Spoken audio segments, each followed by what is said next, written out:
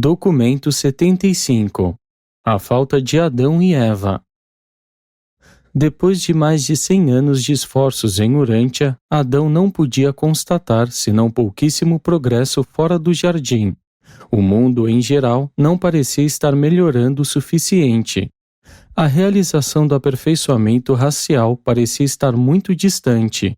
Assim, a situação parecia desesperadora, a ponto de requerer algum remédio que não constava nos planos originais. Pelo menos era isso que passava com frequência pela mente de Adão, e foi isso que muitas vezes ele disse a Eva.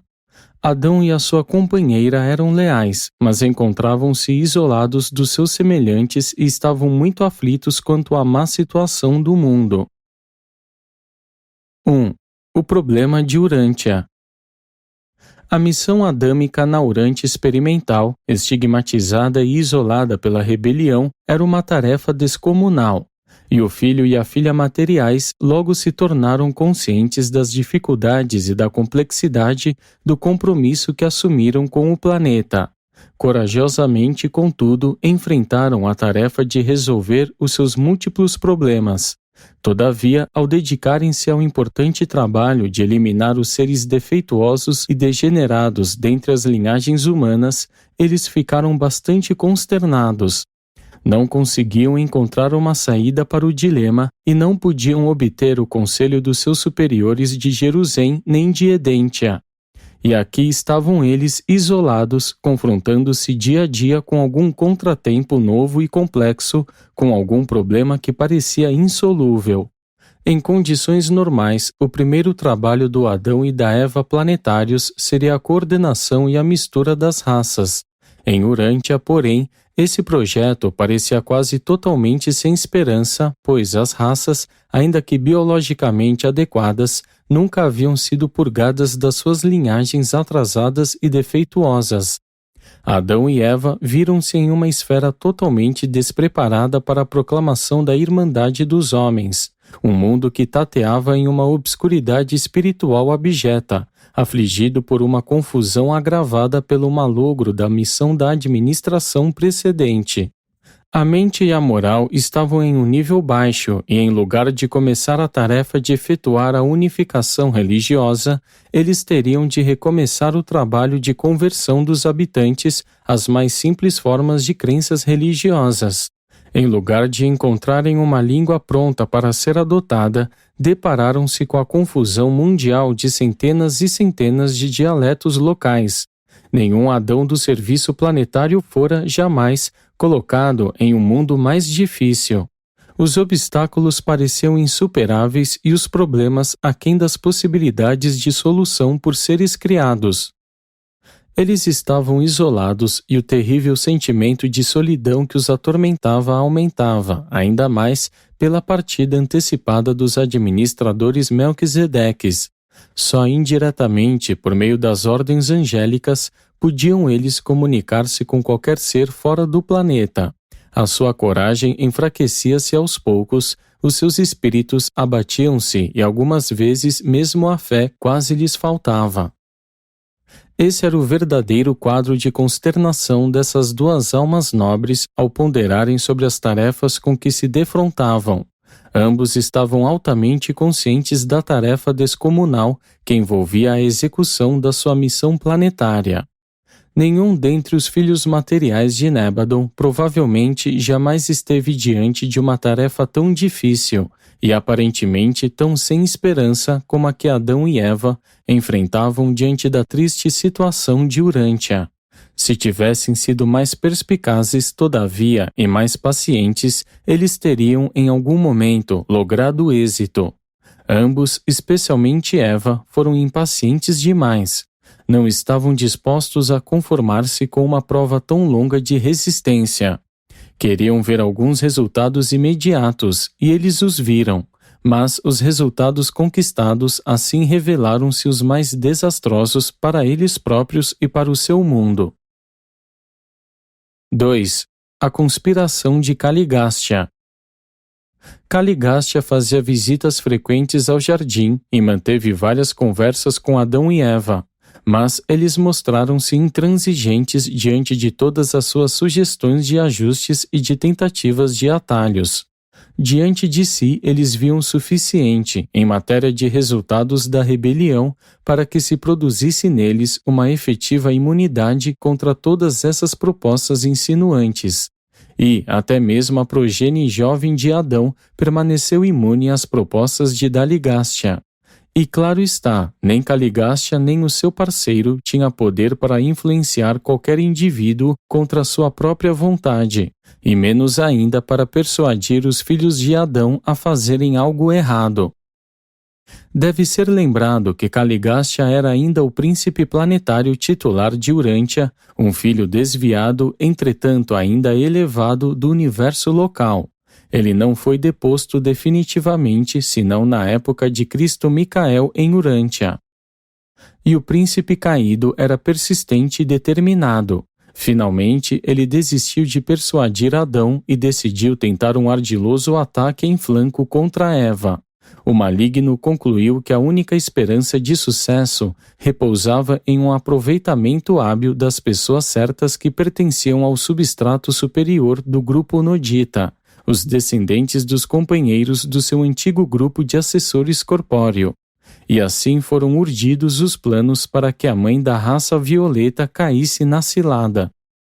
Nada mais longe da intenção de Eva do que fazer alguma coisa que prejudicasse os planos de Adão ou que colocasse em perigo o seu cargo de confiança planetária. Conhecendo a tendência da mulher de buscar resultados imediatos, mais do que de planejar com previdência para atingir efeitos de um alcance mais longo, os Melquisedeques, antes de partirem, haviam especialmente colocado Eva em guarda contra os perigos peculiares que ameaçavam a posição isolada deles no planeta, e haviam-na advertido em especial para que nunca se afastasse do lado do seu companheiro, isto é, que não tentasse nenhum método pessoal ou secreto para fazer avançar os empreendimentos comuns. Eva havia seguido essas instruções muito criteriosamente por mais de 100 anos, e não lhe ocorreu que qualquer perigo pudesse estar vinculado às conversas crescentemente privadas e confidenciais que ela estava desfrutando com um certo líder nodita chamado Serapatátia. Todo o caso desenvolvia-se tão gradual e naturalmente que ela foi pega desprevenida. Os moradores do jardim haviam estado em contato com os noditas desde os primeiros dias do Éden. Desses descendentes miscigenados, dos membros desviados do corpo de assessores de Caligástia, eles receberam muita ajuda e cooperação de valia, e, por meio deles, o regime edênico estava agora para encontrar a completa ruína e a sua destruição final. 3. A tentação de Eva.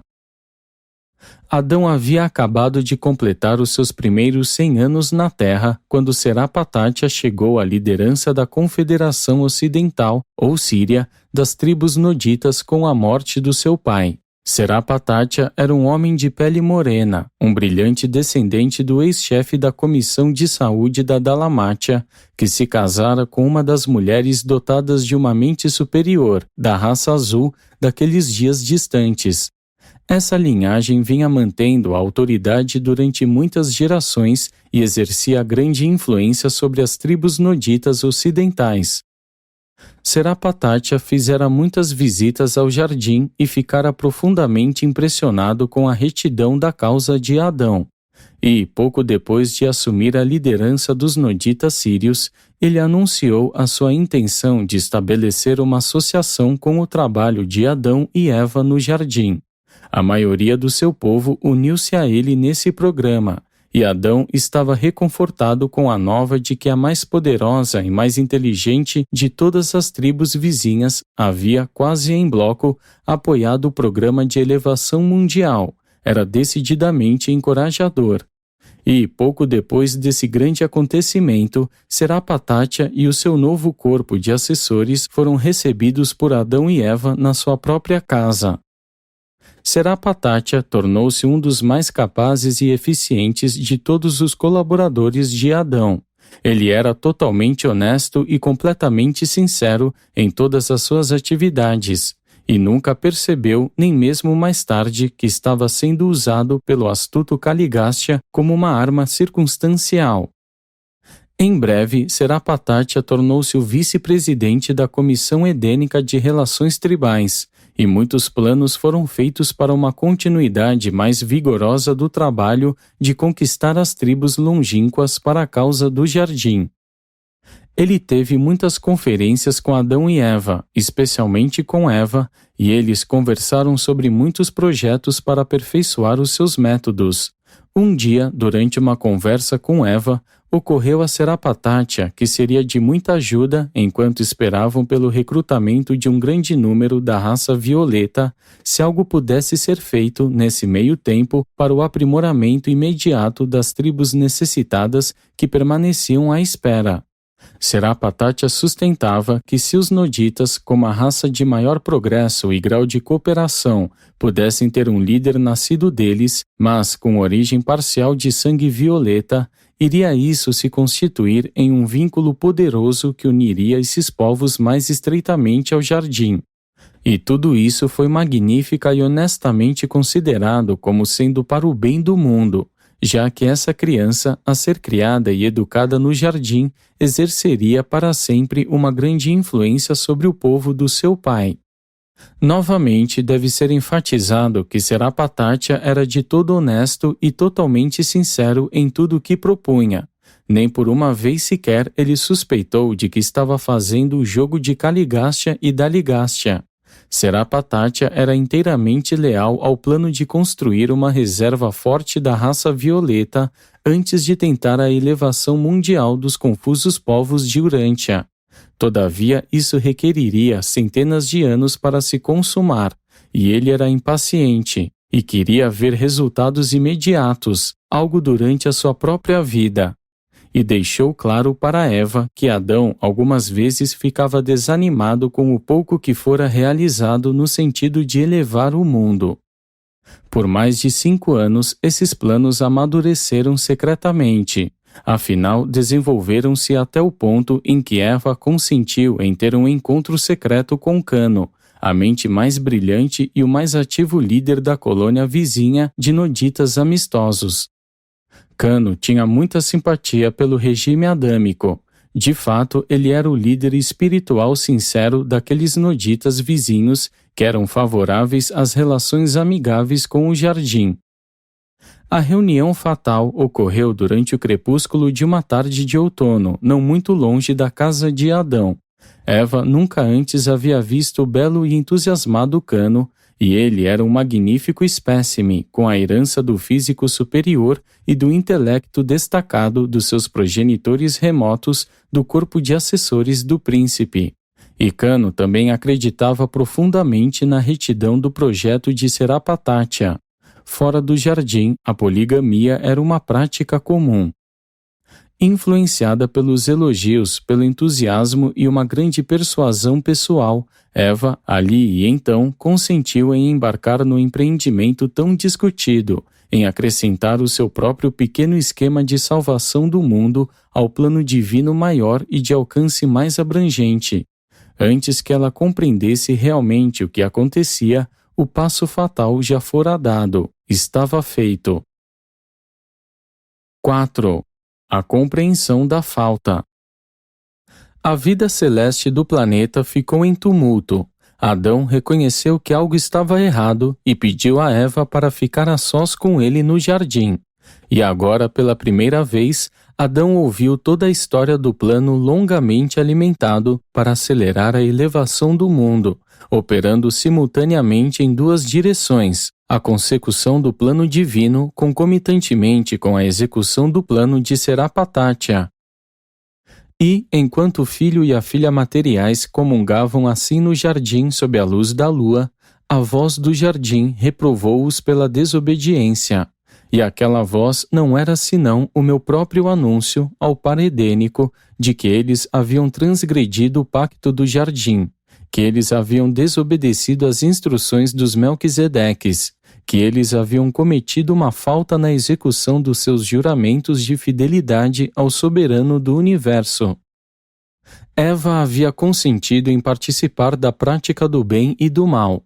O bem é o cumprimento dos planos divinos. O pecado é uma transgressão deliberada da vontade divina. O mal é a falha na adaptação dos planos e o desajuste das técnicas, resultando na desarmonia do universo e na confusão planetária. Todas as vezes que o par do jardim comera do fruto da árvore da vida, o arcanjo guardião havia lhes avisado de que era preciso abster-se de ceder às sugestões de Caligácea de combinar o bem e o mal. Eles tinham sido assim prevenidos. No dia em que misturardes o bem e o mal, vós certamente vos tornareis como os mortais do reino. Vós certamente morrereis. Eva, na ocasião fatal do seu encontro secreto com Cano, contou-lhe sobre essa advertência muitas vezes repetida, mas Cano, não sabendo da importância nem da significação dessas admoestações, assegurou-lhe que os homens e as mulheres com bons motivos e intenções sinceras não podiam fazer o mal. Que ela certamente não morreria, mas, em vez disso, renasceria na pessoa da progenie deles, que cresceria para abençoar e estabilizar o mundo. Esse projeto de modificação do plano divino, mesmo havendo sido concebido e executado com toda a sinceridade e apenas com os mais elevados motivos para o bem-estar do mundo, se constituiu no mal, porque representava o caminho errado de se alcançar fins probos, pois se distanciava do caminho certo, o plano divino. Bem verdade é que Eva havia achado Cano agradável à vista e compreendeu tudo que o seu sedutor tinha prometido por meio de um novo e maior conhecimento dos assuntos humanos e de uma compreensão mais vivificada da natureza humana como complemento para a compreensão da natureza adâmica. Naquela noite, eu falei ao pai e à mãe da raça violeta no jardim, tal como se tornou o meu dever nessas tristes circunstâncias. Eu escutei o recital de tudo que levou a mãe Eva à falta, e dei a ambos o conselho e a orientação a respeito da situação imediata. Alguns desses conselhos eles seguiram, outros eles desconsideraram. Essa conversa aparece assim nos vossos registros. O Senhor Deus chamando Adão e Eva no jardim e perguntando: onde estáis vós? As gerações posteriores tiveram por hábito atribuir tudo que fosse inusitado e extraordinário, fosse natural ou espiritual, à intervenção direta e pessoal dos deuses. 5. As repercussões da falta. A desilusão de Eva foi verdadeiramente patética. Adão discerniu toda a conjuntura infeliz e, apesar do abatimento e do coração alquebrado, não manifestou senão piedade e compaixão pela sua companheira em erro.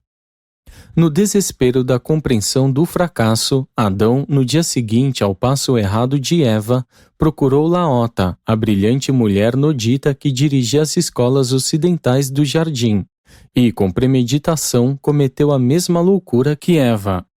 Mas não entendais mal, Adão não foi seduzido.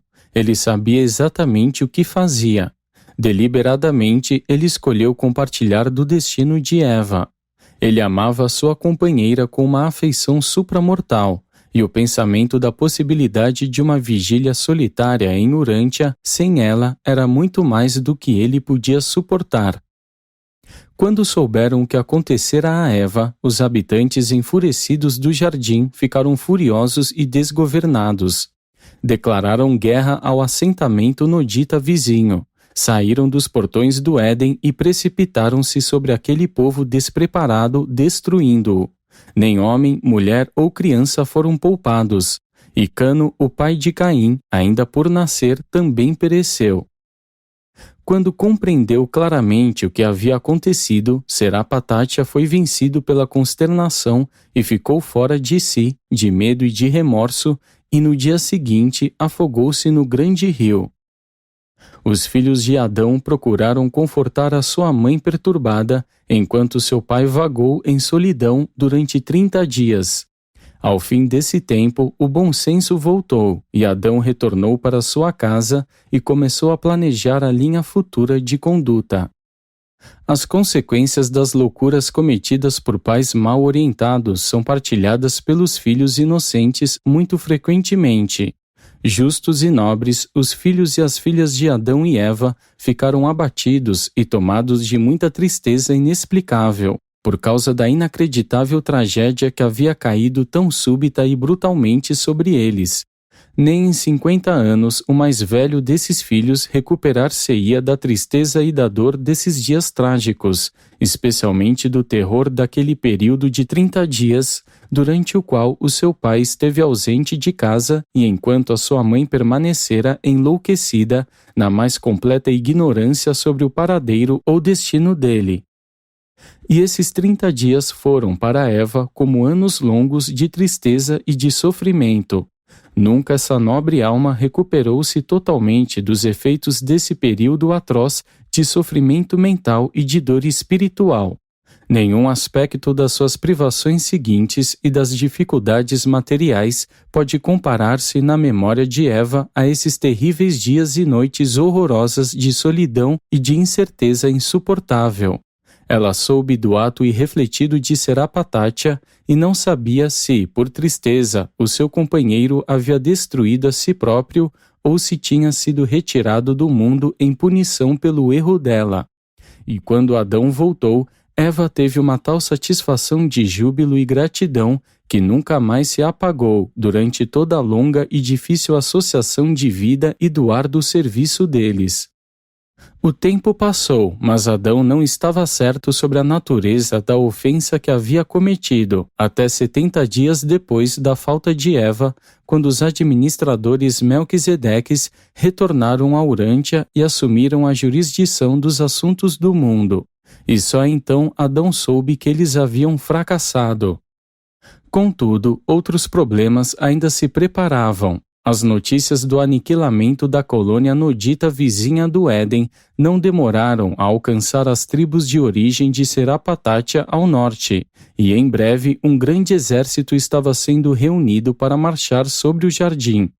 E isso foi o começo de uma guerra longa e amarga entre os adamitas e os noditas, pois essas hostilidades prolongaram-se até muito tempo depois que Adão e seus seguidores haviam emigrado para o segundo jardim, no Vale do Eufrates.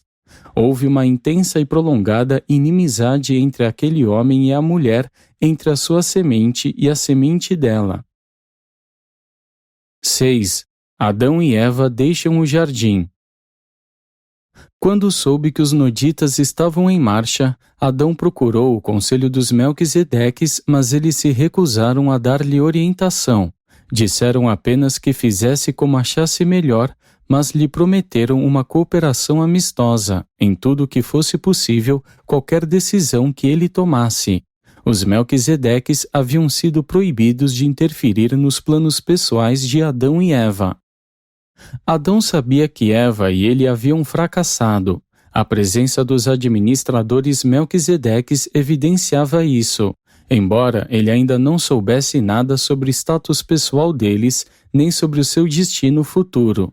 Durante uma noite inteira, esteve em reunião com alguns dos 1.200 seguidores leais que propunham seguir o seu líder, e no dia seguinte, ao meio-dia, esses peregrinos saíram do Éden em busca de novos lares. Adão não tinha nenhum gosto pela guerra, e assim sendo, sem fazer oposição, escolheu deixar o primeiro jardim para os noditas. Ao terceiro dia depois da sua partida do jardim, a caravana edênica foi detida pela chegada de transportes seráficos de Jerusalém, e pela primeira vez Adão e Eva foram informados sobre o que seria dos seus filhos. Enquanto os transportes permaneciam à espera, aqueles filhos que haviam chegado à idade da escolha, 20 anos, foi dada a opção de permanecerem em Urântia com os seus pais ou tornarem-se pupilos dos Altíssimos de Norlatiadec. 2/3 deles escolheram ir para Edêntia, cerca de 1/3 escolheu permanecer com os seus pais. Todas as crianças que não tinham idade para escolher foram levadas para Edêntia. Ninguém poderia ter assistido à dolorosa separação desse filho material e dessa filha material dos seus filhos, sem compreender quão difícil é o caminho do transgressor. Essa progenie de Adão e Eva agora está em Edêntia, e não sabemos o que deverá acontecer a eles. E foi uma caravana muito triste a que se preparou para continuar a sua viagem. Poderia ter havido algo mais trágico? Terem vindo a um mundo com as esperanças mais elevadas, terem sido tão auspiciosamente recebidos e então sair do Éden em desgraça, e ainda perder mais de 3/4 dos seus filhos antes mesmo de encontrar uma nova residência. 7. A degradação de Adão e Eva. Enquanto a caravana edênica estava parada, Adão e Eva foram informados da natureza das suas transgressões e avisados a respeito do seu destino. Gabriel apareceu para pronunciar o julgamento, e o veredicto foi o seguinte: o Adão e a Eva planetários de Urântia são julgados em falta. Violaram o pacto da sua missão de confiança como governantes deste mundo habitado. Ainda que abatidos pelo sentimento de culpa, Adão e Eva ficaram bastante reconfortados pelo anúncio de que os juízes deles em Salvington os haviam absolvido de todas as acusações de terem desrespeitado o governo do universo. Eles não tinham sido considerados culpados de rebelião. O par edênico foi informado de que eles se tinham degradado ao status de mortais do reino, e que eles deviam então se conduzir daí por diante como um homem e uma mulher de Urântia, encarando o futuro das raças do mundo como seu próprio futuro. Muito antes de Adão e Eva deixarem Jerusalém, os seus instrutores haviam explicado detalhadamente a eles sobre as consequências de qualquer desvio vital dos planos divinos. Pessoalmente e por repetidas vezes, tanto antes quanto depois de haverem chegado a Urântia, eu havia prevenido a ambos que a redução ao status de carne mortal seria certamente o resultado, a penalidade certa, que infalivelmente sucederia a uma falta na execução da missão planetária deles. Contudo, uma compreensão do status de imortalidade da ordem da filiação material é essencial para que se compreenda claramente as consequências da falta de Adão e Eva. 1. Adão e Eva, como seus semelhantes de Jerusalém, mantinham o status de imortais por intermédio da associação intelectual ao circuito de gravidade da mente e do espírito. Quando essa sustentação vital é interrompida pela disjunção mental, então, a despeito do nível espiritual de existência da criatura, o status de imortalidade é perdido. O status mortal, seguido da dissolução física, era a consequência inevitável da falta intelectual de Adão e Eva. 2. O filho e a filha materiais de Urântia, sendo também personalizados à semelhança da carne mortal deste mundo, eram, pois, dependentes da manutenção de um sistema circulatório dual, um derivado das suas naturezas físicas e o outro da superenergia armazenada no fruto da árvore da vida. E sempre o arcanjo custódio da árvore havia prevenido a Adão e a Eva de que a falta cometida contra a confiança neles depositada culminaria na degradação do status deles, e de que, pois, o acesso a essa fonte de energia seria negado a eles em seguida à sua falta.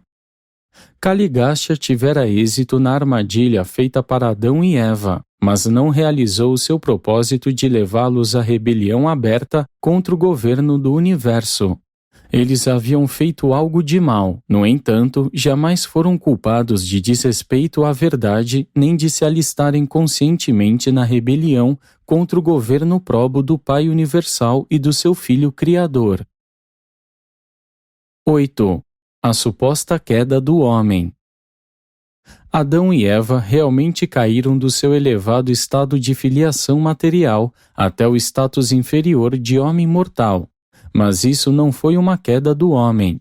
A raça humana tem sido elevada a despeito das consequências imediatas da falta adâmica. Embora o plano divino de doar a raça violeta aos povos de Urântia haja malogrado, as raças mortais têm tirado um imenso proveito da contribuição limitada que Adão e a sua descendência deram às raças de Urântia. Não houve uma queda do homem. A história da raça humana é de evolução progressiva. e a outorga adâmica deixou os povos do mundo enormemente aprimorados em relação à sua condição biológica anterior. As linhagens superiores de Urântia agora trazem em si fatores de herança derivados de nada menos que 4 fontes separadas: a andonita, a sanjique, a nodita e a adâmica. Adão não deveria ser considerado como a causa de uma maldição sobre a raça humana. Conquanto haja falhado em levar adiante o plano divino, conquanto haja transgredido seu pacto com a deidade, conquanto ele e a sua companheira hajam sido, sem dúvida, degradados no seu status como criaturas, não obstante tudo isso, a sua contribuição para a raça humana em muito colaborou para avançar a civilização de Urântia. Ao estimar os resultados da missão adâmica no vosso mundo, a justiça exige que se reconheça a condição do planeta. Adão foi colocado diante de uma tarefa quase impossível quando, junto com a sua bela companheira, foi transportado de Jerusalém para este planeta escuro e confuso. Todavia, houvessem eles se guiado pelos conselhos dos Melquisedeques e dos seus colaboradores, e houvessem eles sido mais pacientes, no final teriam tido êxito. Mas Eva escutou a propaganda insidiosa da liberdade pessoal e planetária de ação, e foi levada a experimentar com o plasma da vida, da ordem material de filiação, no sentido de permitir que a comenda da vida doada a ela fosse prematuramente misturada com a da ordem então miscigenada do projeto original dos portadores da vida, que havia sido previamente combinada à dos seres reprodutores, outrora ligados ao corpo de assessores do príncipe planetário. Nunca em toda a vossa ascensão ao paraíso ireis ganhar qualquer coisa se usardes o meio de intentar impacientemente esquivar-vos do plano estabelecido e divino por meio de atalhos, invenções pessoais ou outros expedientes para melhorar o caminho da perfeição, para a perfeição e em prol da perfeição eterna. Em tudo e por tudo, provavelmente, nunca houve em nenhum planeta de todo o Nébadon um extravio tão desencorajador da sabedoria. Mas não é surpreendente que esses passos em falso ocorram nos assuntos dos universos evolucionários. Somos parte de uma criação gigantesca e, portanto, não é estranho que algo acabe não trabalhando para a perfeição. O nosso universo não foi criado na perfeição. A perfeição é a nossa meta eterna, não a nossa origem.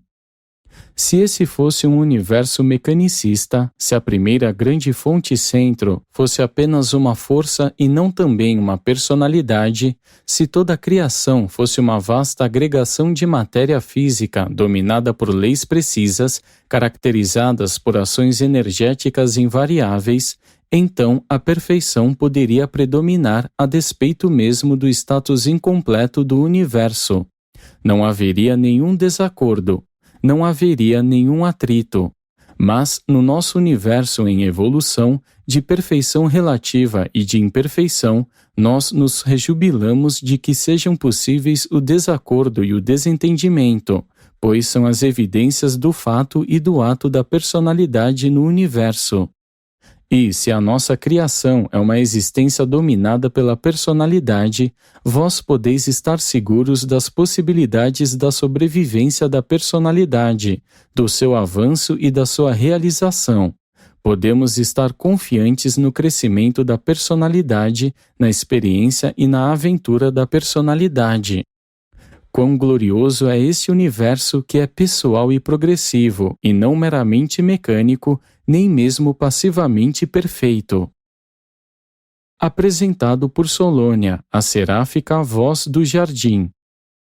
Jardim.